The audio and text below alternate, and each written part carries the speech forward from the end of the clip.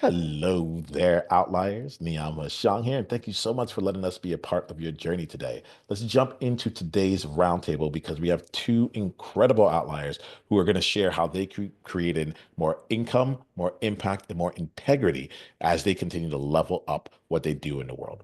First one here that I want you to get to know is JB. JB, would you mind letting us know more about you and the game that you play?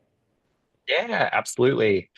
So I work in the organizational development space. I'm an industrial organizational psychologist, and I work within the industry of dentistry.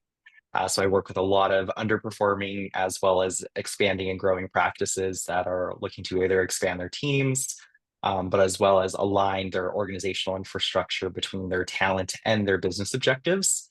So I get to have a lot of fun creating opportunities, connecting people and talent with said opportunities, whether they're stateside or even near shore. So it becomes really fun. We get to create anything out of nothing at times. Well, creating anything out of nothing is a big theme here. I went to a school that had like an OR major, so I'm very interested in seeing how you're bringing it to life and how you can find things, JB. I appreciate you being here. Yeah, thank you. Thank you, Jerry. Let's get to know you. Can you share more about you and the game that you're currently playing?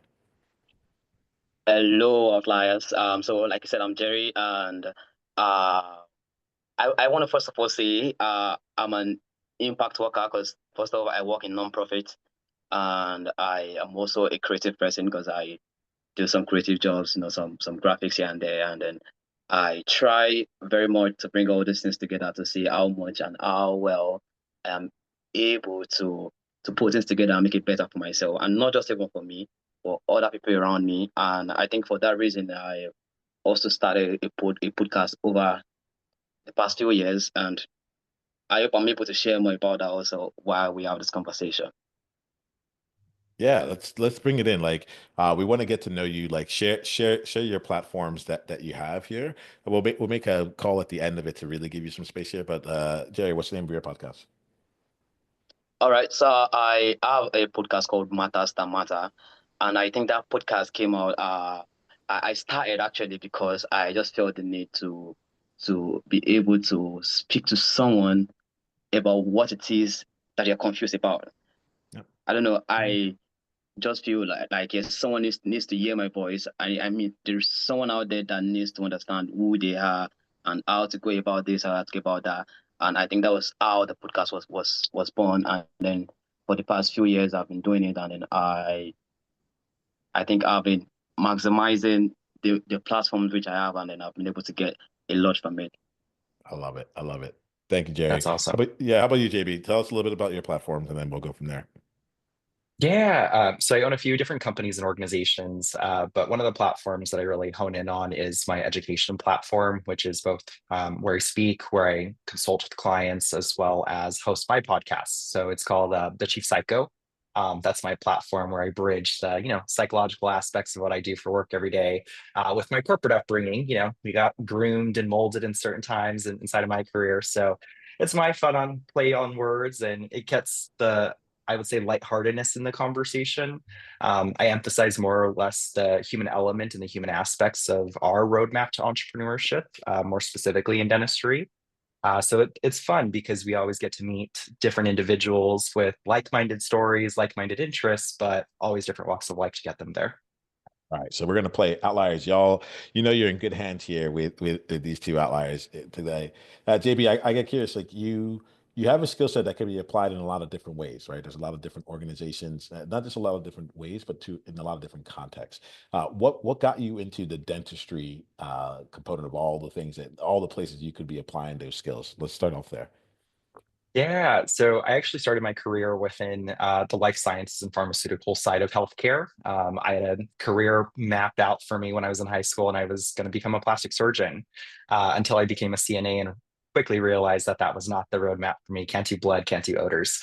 Um, so went the more business acumen direction, and it's been great. But it got to a point where I was only doing so much, and the real big opportunities that were really come my way would be shift in acronyms before or at the end of my title. More money, of course, but same challenges, same roadblocks, not really a lot of expansion opportunities.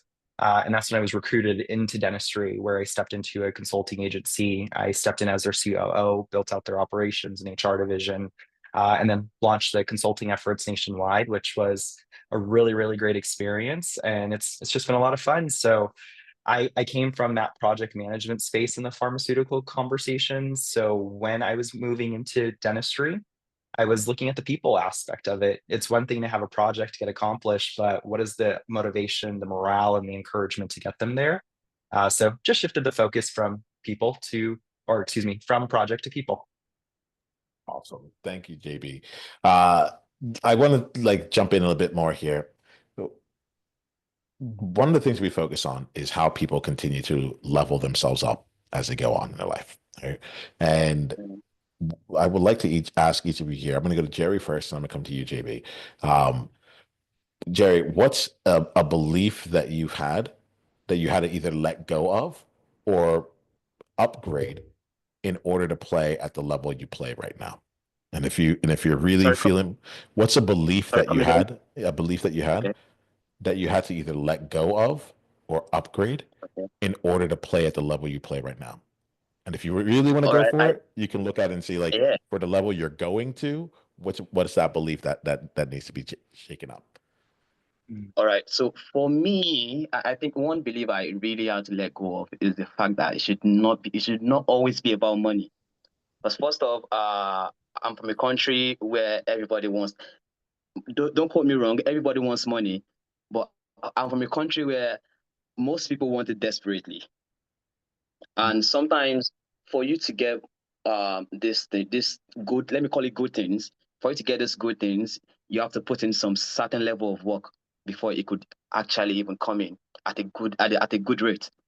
And let me say, few people don't want to put in the work, and then it's really should I call it disturbing, because why do you want to make money without putting in work?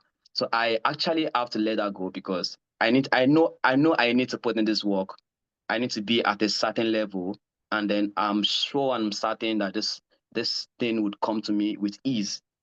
So I think that is one thing I have learned to just let go. And then I think since then I've been able to just focus on what am I going to do, and how am I going to do it to be able to achieve what I at the very end, which is to make the money.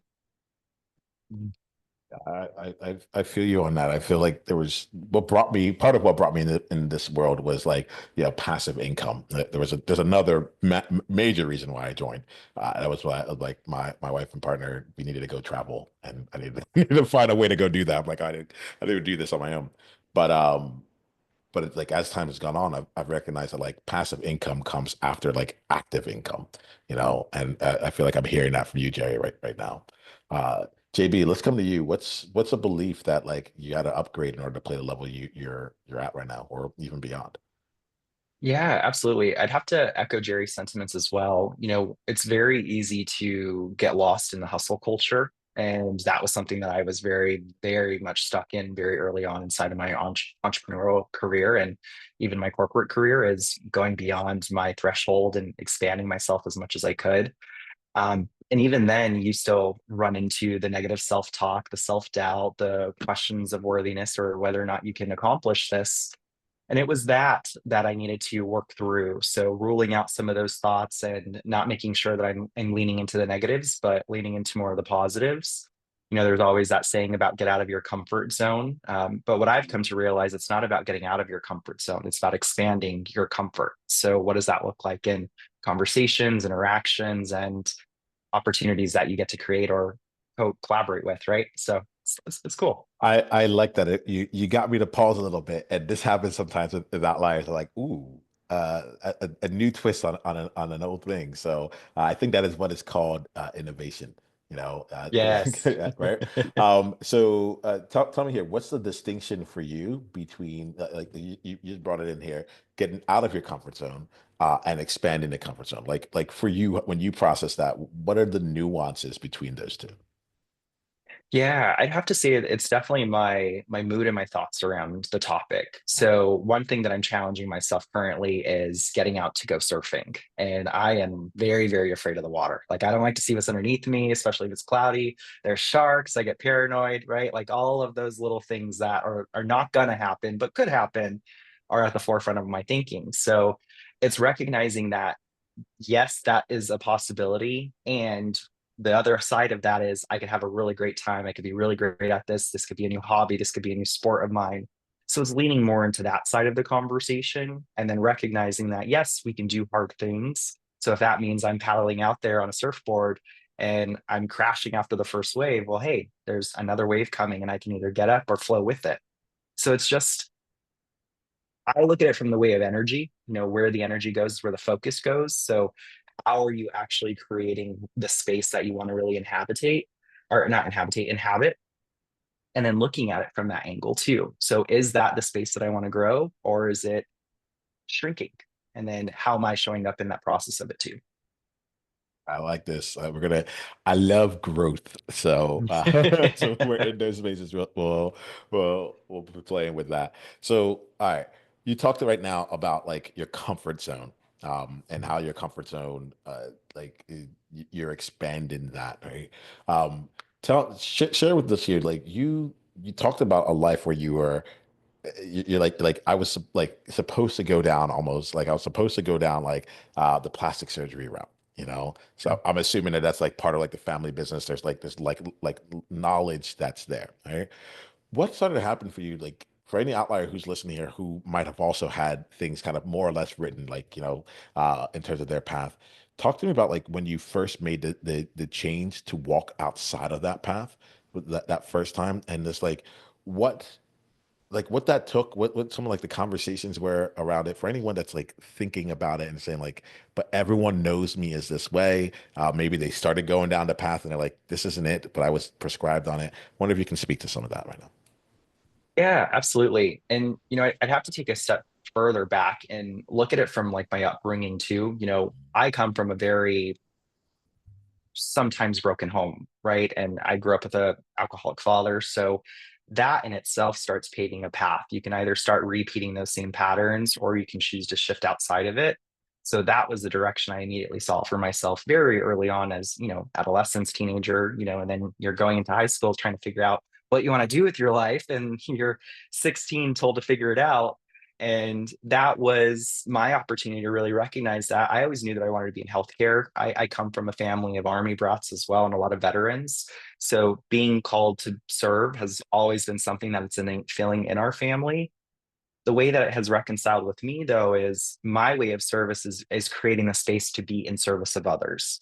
And the way that I've done that and stepped kind of out of even my identity that I was creating for myself and the vision that I saw for myself, becoming a plastic surgeon, going to med school, all these things, it was recognizing that it was out of alignment for what I really valued. I valued being in service, but that doesn't mean that I needed to be in service with my hands. I didn't need to be that tactical.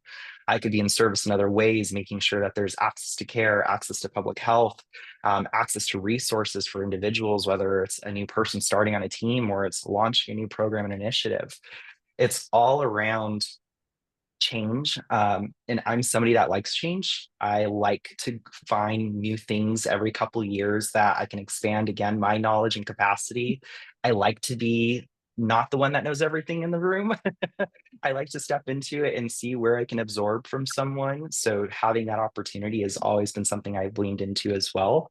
And I think that's what helps create the opportunities for yourself is as you're leaning in and as you're stretching and expanding and just being as much of a sponge as you can be, they start showing up. And then you just have the power of choice. Do you want to take it on or not? I love this here. I love this here.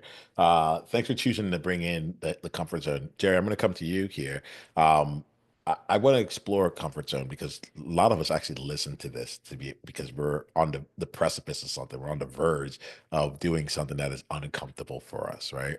And so, would you mind sharing with us, Jerry, a story that's recently come up for you where that called you to go beyond your comfort zone and how you address that?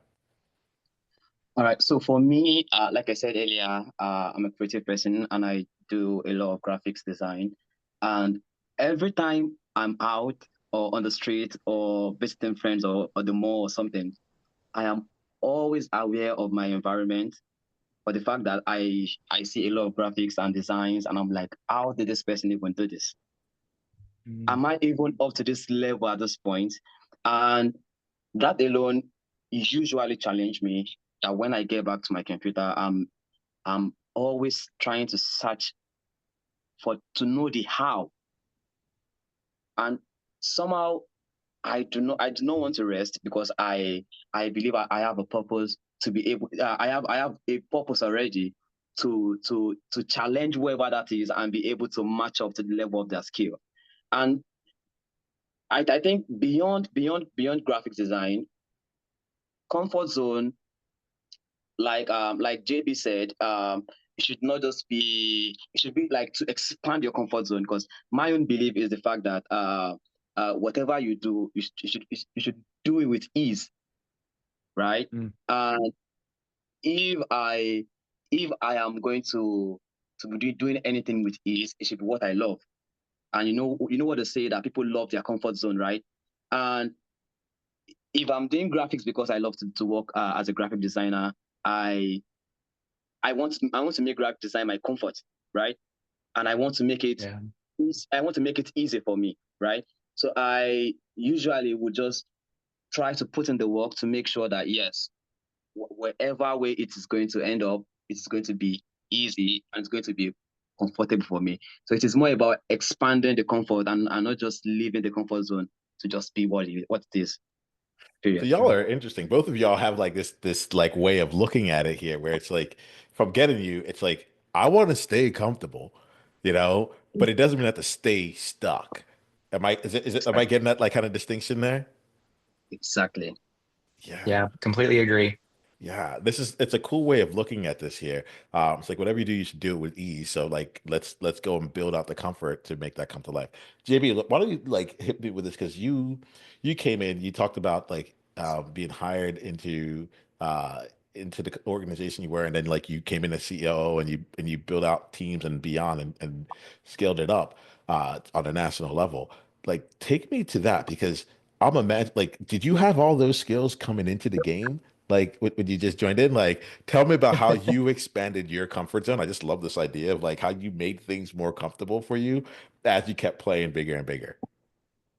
Yeah, so when I left my corporate career, I had just graduated with my bachelor's and my master's degree. So as I was going into this conversation and new opportunity, it was really from the angle of one, I have no idea what I'm going into, other than I go to the dentist. I don't know the ins and outs of a dental practice or what they're doing inside of their team structure. So when I had the opportunity to step into it, I was not only responsible for building out the organization, but I was also consulting in offices. So I was traveling all around the state of Arizona, going up and down hours upon hours throughout my day, going into these underperforming practices and looking at how the teams could operate better. So my angle was continuous improvement. That's the space that I always operated in. That's always what I looked for. Where's the gap? Where's the challenge? Could we be doing something better? What's the experience level that we have, not only amongst for our patients, but amongst each other? Do we like each other? Do we like coming to work? Do we like the work that we do? So it was leaning again into those conversations to understand the person that I was working with and consulting with, because it wasn't just about me coming in to be a consultant and telling you a bunch of things to do, because that's what happens in our industry. And then you're left with a bunch of do, right? Like there's enough things that we have on our plate that we have to accomplish. How could I be a partner and a conduit to support some of those things? So that's the angle that we would play in our consulting approach. And then that caused the continuous expansion where we then built in more of the virtual support offerings inside of our consulting packages. We were operating during COVID and everything was virtual. We had several of our clients close their offices due to the pandemic as well. So we had to look at ways to get very creative and crafty to not only connect people with an opportunity that were scared to go into an office, but also not impact the business infrastructure overall, so they could still see patients and not have patients with dental emergencies also flooding into the other healthcare sectors that aren't equipped, aren't educated, and aren't trained enough to support some of those factors. So we built out call centers. I have team members out in Zimbabwe. I have team members out in Mexico, Philippines, Australia, Pakistan, India. Like there's so many great individuals that bring so much plethora of talent that we were able to tap into that to then bring into our industry, which has again created so many, I would say, tumultuous and really amazing opportunities at the same time. So it's been cool to see because again, change is ever evolving. And now with AI on the forefront of digital dentistry, there's some really cool creative things that I think are going to come our way, even inside of roles getting quote unquote replaced. I appreciate you, JB. Thank you for bringing this in. Jerry, Yeah. what comes to mind when you heard what JB just put out here? I think what he said is really valuable. While he was speaking, I just got to remember something that I used to really deal with whenever I'm going into a new stuff, and that is the fact that I'm always afraid. I don't want to call it let me just say I'm just always afraid of what it is that I don't even know. The fear of But yeah, looks like we lost you just there, the Jerry. So unknown.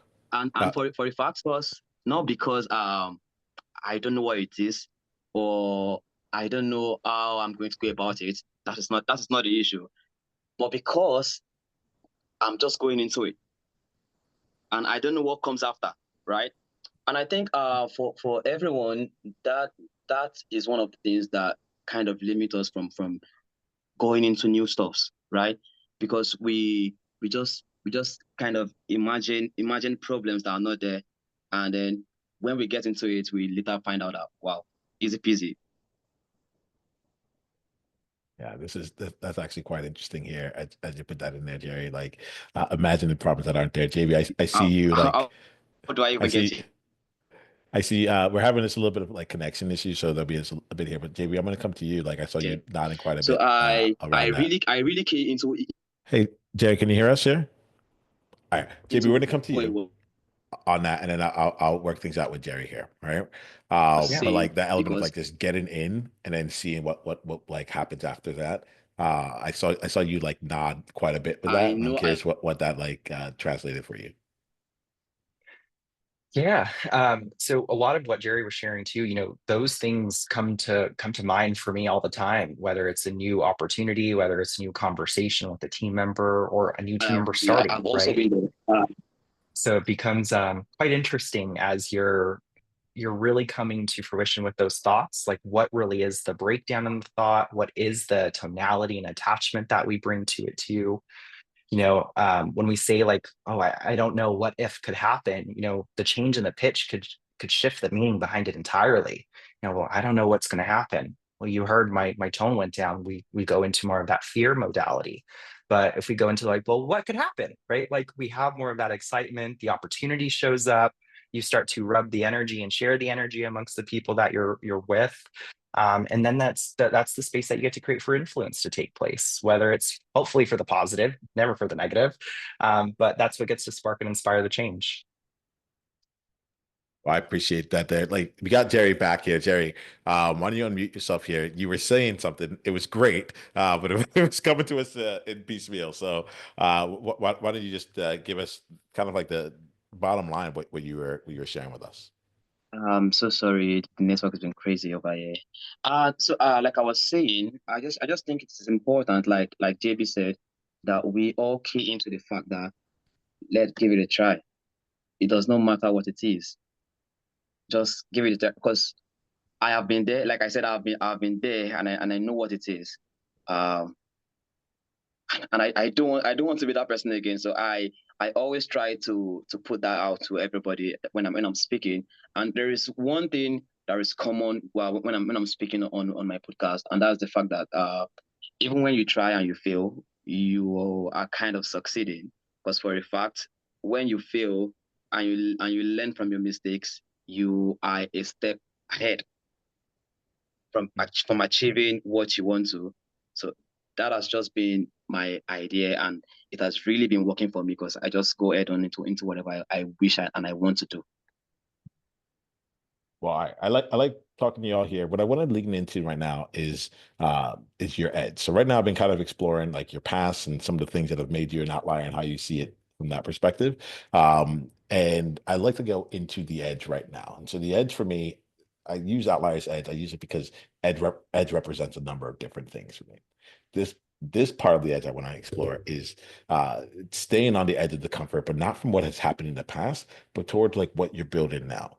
So, can you both think about something that you are trying to bring to life right now that has you on your edge right now? And if you don't mind sharing what it is, sharing how you're thinking about it, I think this is really helpful for outliers out there that are like cool. Like, but what happens when I don't know it's gonna work? You know, what happens when I'm like underneath the Arizona heat and I don't know like where this is all gonna go, such that since we made it all come to life. So I'll start with you, JP, on this, then I'll go to Jerry. But share with us like an exciting project that like currently is making your palms a little sweaty, and how you are leaning into your edge around it. It might be messy, it might be complete, but I would love to know. Yeah, absolutely. So one of the things that I'm working on is another workshop and intensive retreat that one of my co-partners and coworkers and I have put together. We launched our first one, and it was a great, much more of like a passion project, testing like the concept, if you will. And then now we're looking at actually bringing this to the market within dentistry. And our angle is focusing on serving the servant.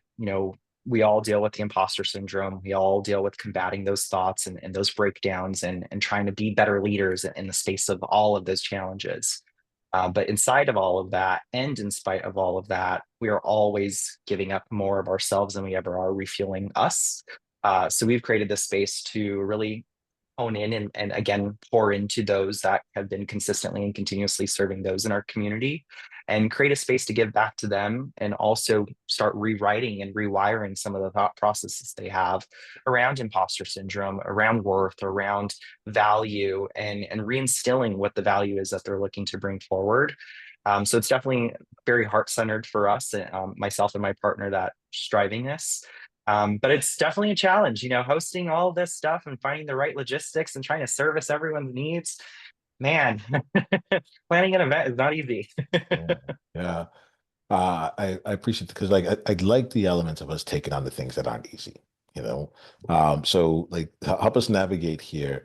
You what I'm hearing from you is that you had like an initial session of this year, something that felt a little bit more manageable for you. Don't let me put words in your mouth overall, but yeah. So explain to me what that first session was, because I'm thinking about any outlier here where it's like you are already playing a big game, and yet there's still something beyond what you've already done. And I want to make sure that we're talking to that appropriately here. So let us know about like Yeah. what was going on for the first, and then how you think about things now.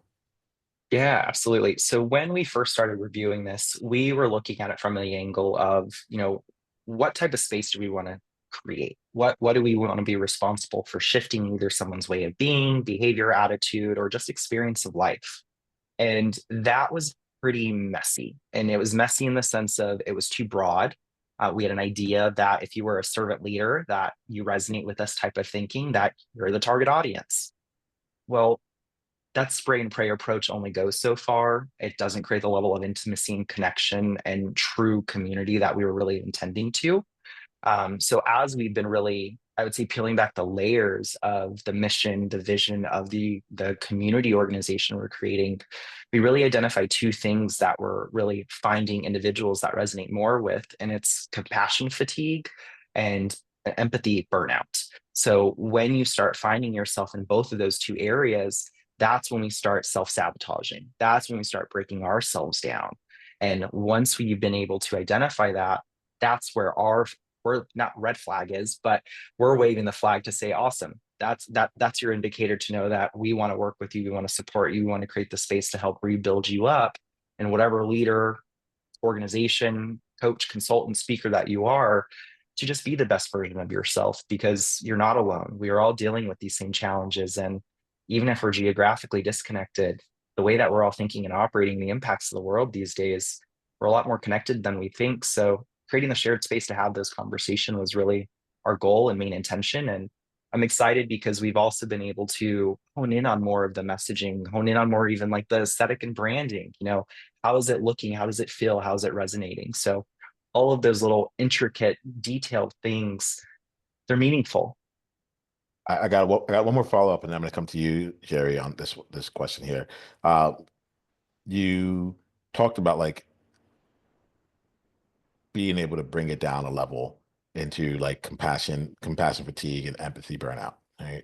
Um, there's a part of this where myself and I'm sure other outliers would have been like, oh, servant leaders, you've already found a niche. And you're like, nope, that was way too broad, you know? Yeah. So help me see here.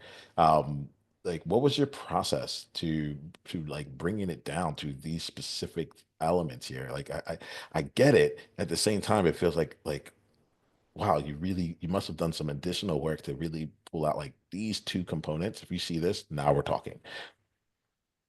Yeah. So the exercises and the activities and the event in itself is something that myself and my partner put ourselves through. My partner, Sarah, she was the one that orchestrated a lot of what we facilitate.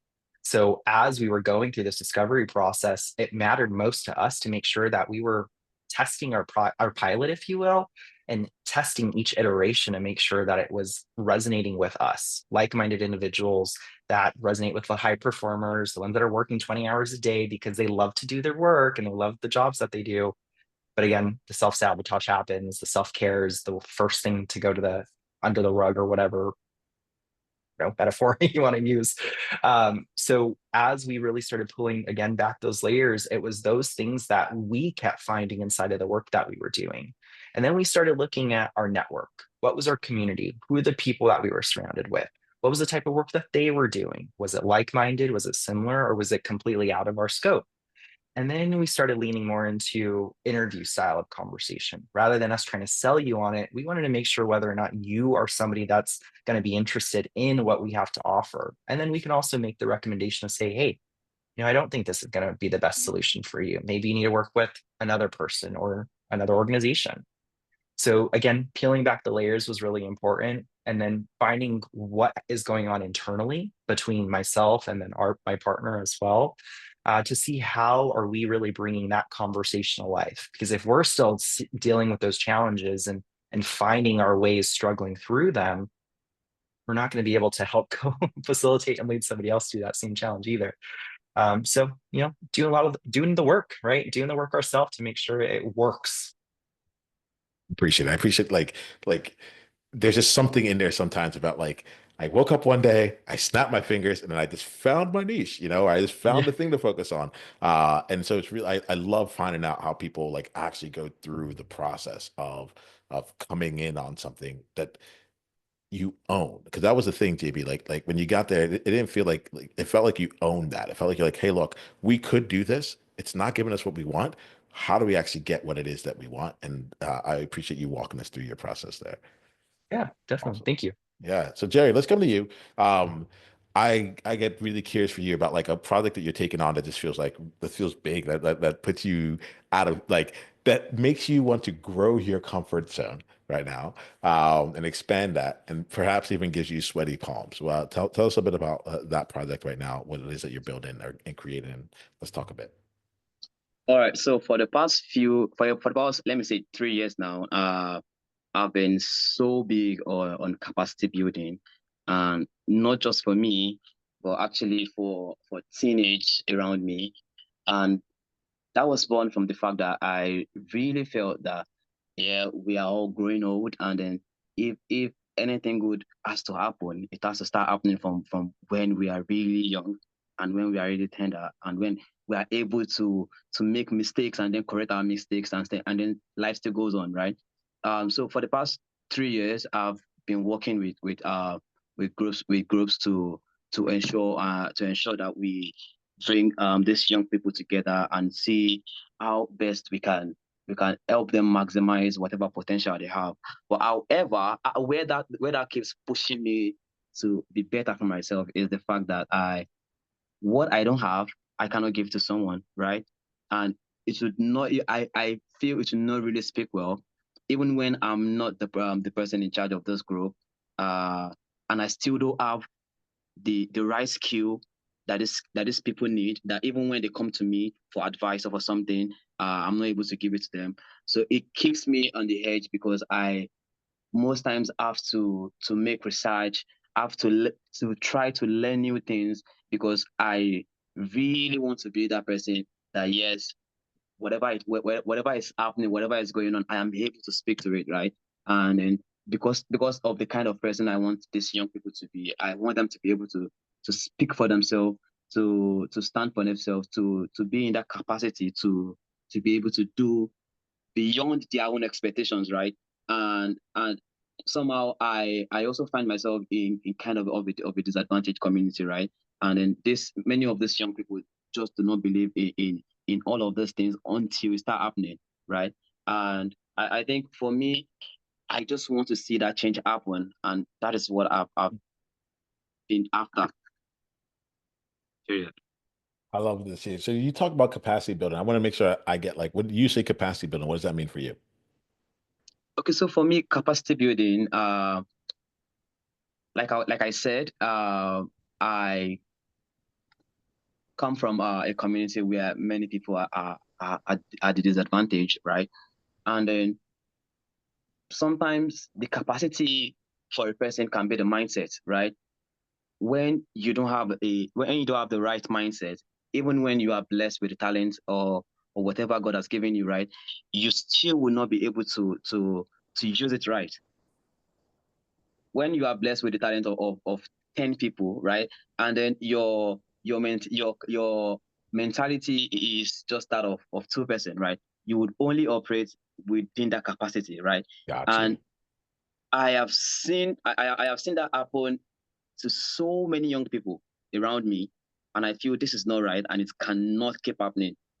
And now let's not even talk about mindset, right? Some people just don't want to to be that person. It is a different thing when the mindset is what is injuring you, and it's another thing when you know what to do but you just don't want to do it because you feel it won't work out for you. And so in different communities, it is always different things for different person, and then we always try to see how we can rally around these issues and try to make it work for the better. Yeah, yeah, it's cool. Like, so at the time that we're recording this, it's November for me. Like, so I love to focus in on like where can I start collecting those. And when this gets released, it'll probably be in the middle of Dare December. So don't worry, outliers. If you want to play, you can play. Uh, but you know, that one of the big things that I look at with November, just because I'm like right now, I'm really on like a simplicity kick. I'm like, how can I Mm, just keep things simple and get to the core of what is necessary? And I think when I look at November, like the things that I look at is like, how do I actually collect no's? The more like if that's the one metric that I use, how many no's did I collect today? Where am I mm, finding no's? What are the no's that I'm giving if I like, you know, to other things? And the definition, I think one of the most powerful parts about it was actually defining like what does it mean to collect a no? What does it actually look like? And for me, that was the distinction there was between what I call active no's and passive no's. So the passive no's is I sent an email to 1,000 people, and you know only 30 of them got back to me. Well, like a lot of them may be like, all right, the 970 that didn't, that's a no. I'm like, no, they didn't actually respond either way. So like that's just you just got ghosted, right? It mm, would be the process of following up with that 970 that like and actually be like, so you didn't respond to the first one. Like, do you want it? Until they say, I don't want it, it does not count as a no. Right. mm, And so that has actually been really it's been a fun game that I've been playing. I'm leading my community through it as well, where it's just like let's actually go out and get those no's. Let's go see what it's like to like to take the conversation those additional steps further to get to the place where it's like someone gets to actually make a decision with you. We're gonna start wrapping up, but like I'm enjoying this component of no and wanted to play in here. We'll use this as our last question here for today. But what's a powerful no that you have received in the last 7 to 30 days in the last month here that like that is really lighting you up And if you haven't received that no, we'll take note of that. And then and you might look at it from the other side of what's a powerful no that you have given. All right, we'll end on that note here. And well, yeah, we'll take it from there. So JB, anything coming to you, and then Jerry will come to you. JB, I hope you don't mind going first a couple of different times today. Yeah, All yeah, right, no go. worries. Happy to. So about a little over 30, maybe 40 days ago, it was a no that I gave, and it was a no of continuing with a specific client that was a thorn in the side, to be perfectly honest. A lot of pressure on my team, a lot of pressure inside of my conversations that I would have with them. And it became no longer worth it. You know, if your team's not motivated and excited to work with them, if I'm not motivated, excited to work with them anymore, and it feels more of like a daunting experience, no money's worth that experiential exchange, whether it's me on this side or on their side. So that was a no that I took on, and I was very happy standing firm in it. And we were able to replace the client very quickly and with individuals that were more interested in the support that we can provide. So it all comes back to alignment. So I'm happy with Yeah, I it. love that. I love that alignment part right there. In case that like that has not shown up yet, like this is the first time you're using those words. The word alignment, I don't think it's like in our word cloud yet. It's now just popping up now. There we But go. it's cool because it's like, oh, underneath most of what you're saying is how do we find alignment, and then how do we stand in alignment and continue to stay in alignment, and Yeah, like that. Even going back to compassion fatigue and such, I'm like, oh, this is like that whole process. I was asking like, how did you decide? And what I'm hearing from you is like, no, we were just looking for like what was the most aligned for us and seeing who were also aligned with that. And if they weren't, then we were like, it's okay, you can go to somewhere else. But for those who we are aligned with, it was amazing. Am I getting that right? absolutely. You know, I've been at the effect of so many opportunities disguised as distractions throughout my career that I want to look out for the next person too. And if I don't want to be a distraction for you either. Yeah, that's cool. That's cool. All right. I appreciate that, JB.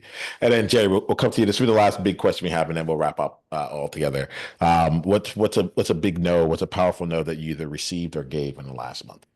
All right. So for me, I think it is interesting what JB just said, and I'm going to be starting from the point of alignment, right?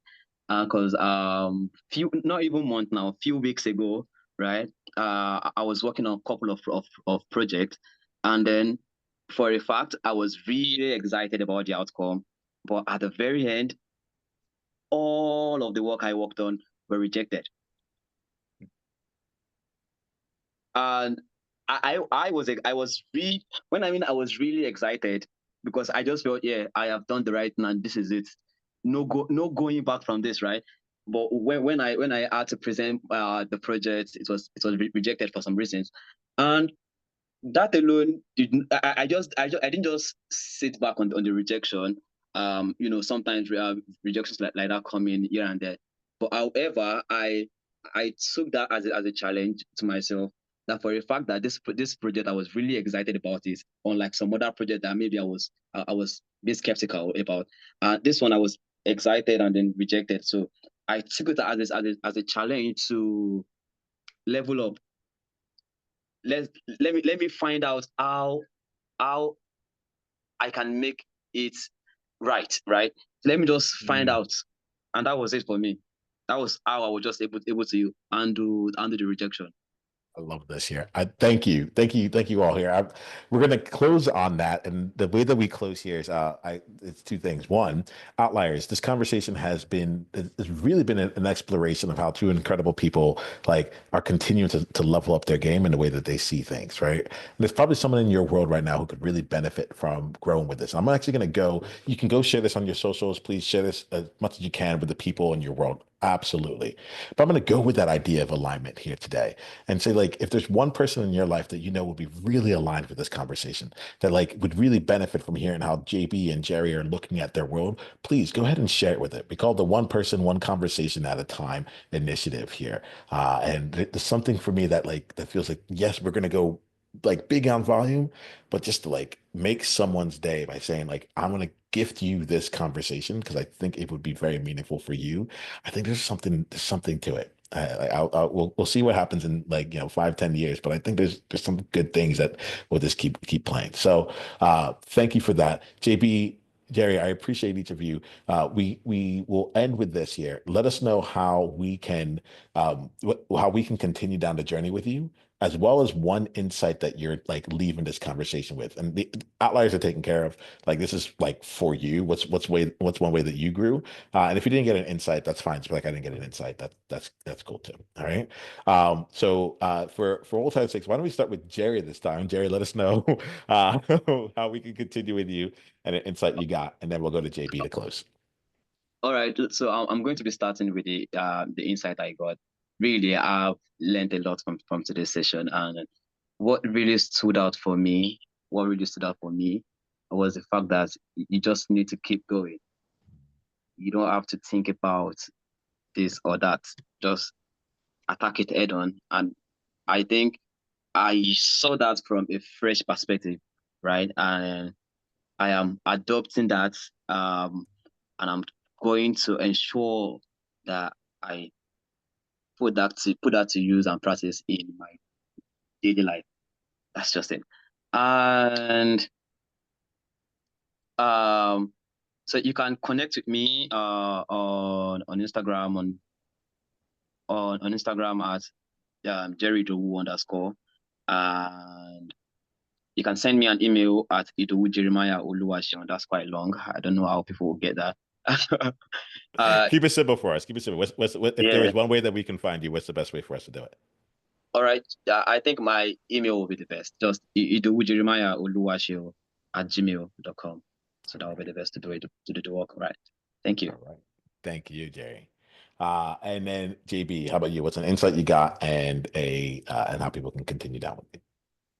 Yeah, absolutely. One of the biggest takeaways here, what I think is just how cool it is to be connected with so many like-minded individuals that are up to something.